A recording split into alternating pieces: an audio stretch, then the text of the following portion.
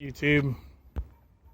This is going to be the first video in a multi-part series about AC units with microchannel coils. This first video is going to be about what they are, what the problem is with them, and that's about it. I'm going to share with you the research that I found about them. And my suggestion to you is to never, ever buy one of these microchannel units. Now, it's not just, this is a package unit. This is made to go in a mobile home.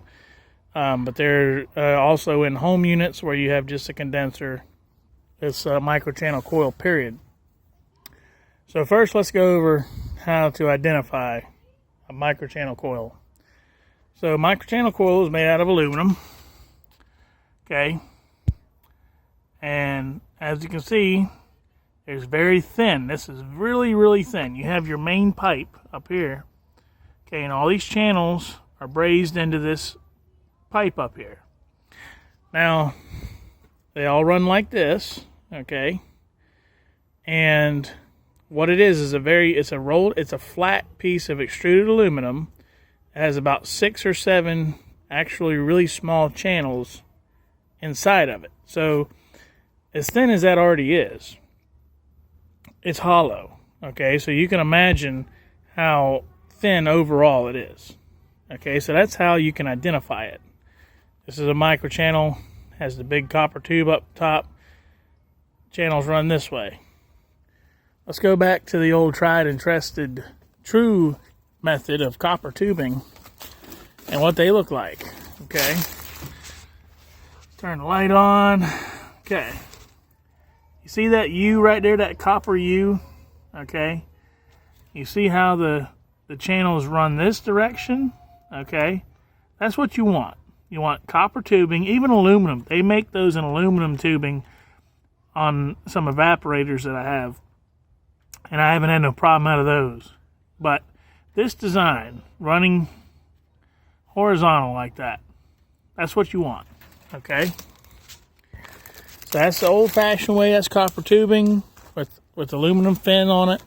That's attached for heat dissipation. It's worked great. It's wonderful. Okay, now, so this mess started a few years ago. I was unaware of it, and I maintain mobile home parks. I have a bunch of trailers, probably 20, 30 trailers, and over the years I've been having to get rid of the old R22 units. They've been failing. Time to put a new unit in. I found Goodman. I really like Goodman. That unit right there is about 10 years old and has not leaked an ounce of Freon. And I think I've had to put one blower motor in it and a contactor because it was struck by lightning, and a capacitor. Other than that, not a single issue. So that's the size. That's a 4-ton unit.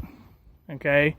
The 3.5 ton, which is what this is roughly the same size, okay? Look at the size of this. It's a lot smaller, a lot more compact. There are some advantages to this that they will try to sell you on, which is kind of what hooked me. Okay, number one, it holds a lot less as far as volume of refrigerant, a lot less. Okay, you got little teeny passages there, not big old copper tubes. Holds a lot less. And smaller footprint, supposedly more efficient. I don't know if that's a fact or not. And the cost is cheaper, okay? So less material, cheaper. I have a supplier up in Jacksonville where I get all my mobile home stuff, and they're the ones that kind of sold me on this because I was in the market for a new unit. I was just chit-chatting with the sales guy. Usually I buy Goodman. I knew that my Goodman unit was going to run me just a hair over $2,600. And he was telling me that this unit right here was going to be about $21. So, you know, I'm saving $500 here. It's a Nordyne. Even though it says lifestyle, it's a Nordyne. It's got Nordyne warranty and everything. So that's a Nordyne. Now, here comes the first issue. Okay, Goodman, 10-year parts warranty, not labor, parts. Okay, this right here my supplier told me it had a 5-year warranty. I wasn't too crazy about that, but since I do all the work on these things, I figured it's not really going to be an issue. Main thing you have is capacitors, blower motors, condenser fans, nothing major. So I figured the 5-year warranty was no big deal. Okay, well, I was wrong. I was wrong big time. So this unit right here is exactly 1 year and 2 months old. Okay, well, back when the problem happened, it was actually 1 year, 2 weeks old. Okay, got a complaint from my tenant. The AC wasn't doing anything. I went over there. I checked their filter. It was clean. I figured the ductwork must have collapsed. Crawl into the trailer. Look, ductwork's fine. I knew it was fine. I just put it in there. It's brand new, but you know, you never know. It could be a cat or a raccoon or something tore it up. You know, I blamed everything else other than the unit. I said, this unit's brand new. There's no way there's a problem here. So, sure enough, put my gauges on there, and guess what? She is out of Freon. Right now, I got my gauges hooked up. Look at this. Boom. Nothing. So, I figured, well, it's got to be a bad Schrader valve or something. It's got to be something that I can fix. Put a charge back in it. Got my sniffer out. And you can't see it right here. You'll see it later on when I start repairing this thing, because there's a cover right here that blocks it. But one of these tubes right here, there's a bad solder joint where it goes into the main tube, and it's all leaking out of there. So my plan with, I don't want to get too far ahead of myself. So, all right, so I called the manufacturer. I called my supplier. I'm like, hey man, this thing done sprung a leak. Y'all got to send me out some warranty repair here. We got to get this thing fixed. Get a hold of the repair company. Yo, shut up. Get a hold of the warranty company, and come to find out that my supplier lied to me. Now, they didn't lie to me altogether. It does have a 5-year warranty. That's only on the compressor. It doesn't cover anything else, just the compressor. So, so let's just keep this in mind, okay? I paid roughly a little over $2,100 for this unit, okay? Now, the price for a new evaporator, okay, was between $500 and $700, depending on where we can get it from, okay? Because it's back ordered like crazy. Nobody has these things right now, so I'm automatically now I'm on a waiting list. I can't even get this thing fixed. We can't even get parts from the manufacturer. Okay, this thing is back ordered. Okay, so that's just parts, my cost. Okay, now we're looking at about another $5 for the work, because you know, well, they were quoting certain things like they're going to have to recover the refrigerant. Okay, I already knew there was no refrigerant to recover. It's already leaked all out. You know, they're going to have to unbraze. They're going to have to flow nitrogen. They're going to have to unbraze the old evaporator. They're going to have to braze in a new evaporator. They're going to have to pressure test with nitrogen. After the pressure test checks out, then they got to pull a vacuum. They got to recharge. You know, they pretty much charging me for a full 20-pound can of Freon to recharge it. So already now we are looking at roughly $1,200 to fix this machine. That's only 1 year and a couple weeks old at this point. And I asked them at that point, you know, I didn't tell them, okay, I don't want them, you know, I didn't say yay or nay. I got online, I started researching microchannel coils. Okay, I've heard so much bad things about microchannel coils. That all spring leaks. Number one, they all spring leaks, not just up at the solder joint at the tube. They can spring a leak anywhere. Okay, and manufacturers now, all they do, because they blame corrosion, okay, at the joints, so they spray paint them black before they send them to you. They're still the same design, same everything, just spray painted black. So now we're at $1,200.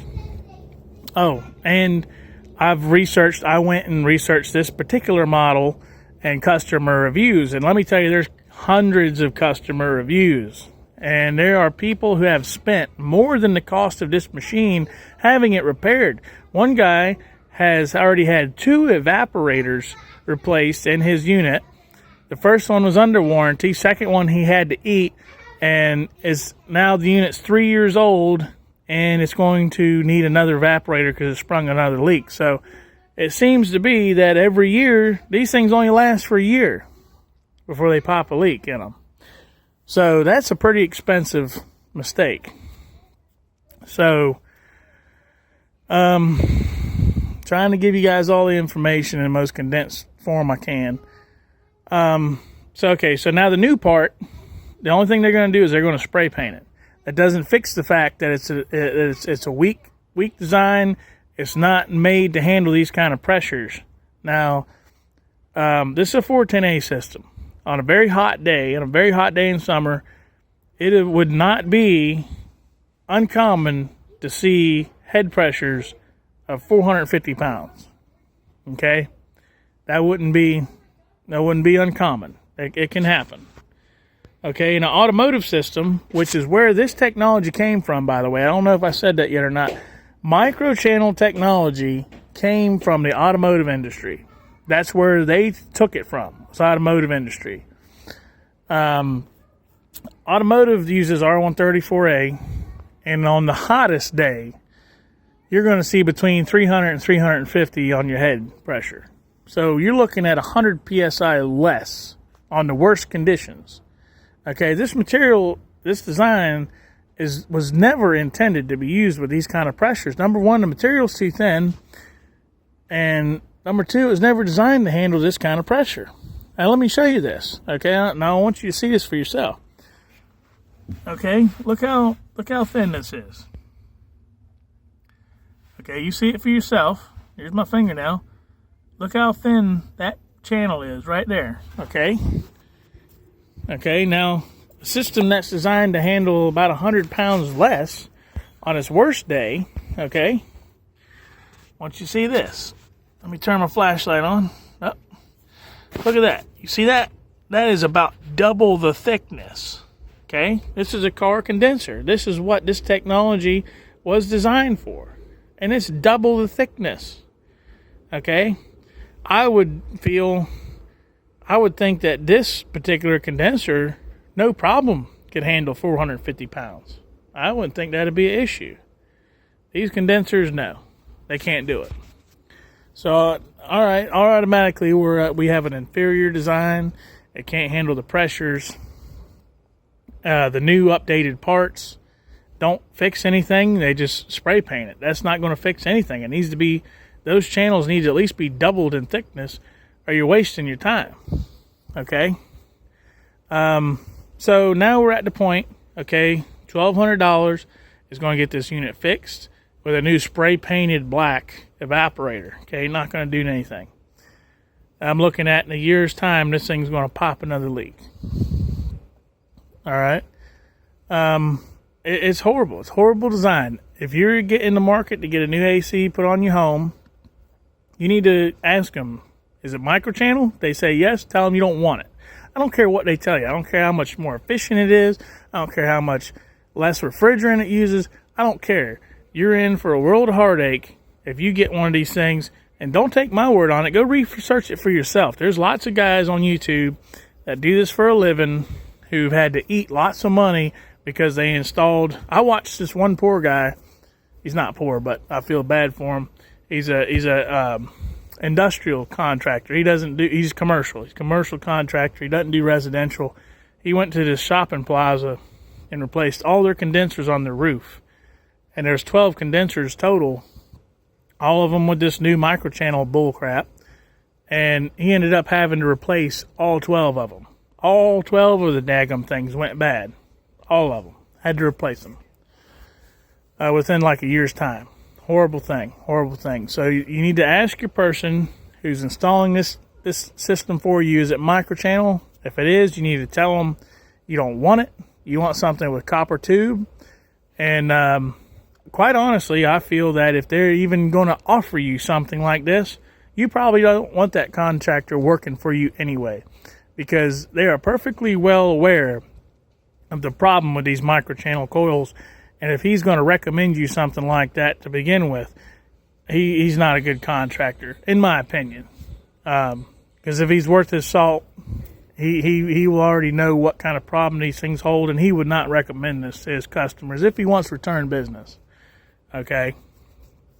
Another problem that people with homes will have, where you have your outside condenser unit and you have a separate evaporator inside the house, is because of the lack of volume, because you're running these microchannel coils. Other things that technicians used to be able to do back in the day inside your house, where maybe they had to do leak repair on your evaporator or something like that. Back in the day, you used to be able to shut off your high side going into the house and leave your low pressure suction side open, and you can pull all the refrigerant out of the house and store it in your condenser. Okay, and then you can do your repairs needed, then just open the lines back up. Well, pull the vacuum, then open your lines back up. You're good to go. Well, with these new microchannel coils, there's not enough room to hold all the refrigerant. So now that adds an extra step for technicians. They can't just come out and do that procedure I just talked about. Now they have to come out, they have to bring their recovery machine, they have to bring a cylinder, they have to vacuum your whole system down. And we're talking about adding about an hour's worth of time to your labor bill just because of the design of this particular coil. There's nothing good I can say about it. So that's the end of this first video. What I'm going to do next is I know where my leak is. I know it's up in there. But as much bad things as I've read about this design, I went ahead and bought some UV dye. And I'm gonna pump this system up with UV dye in it, let it run for an hour, and we're just going to double check and make sure that that's my only leak.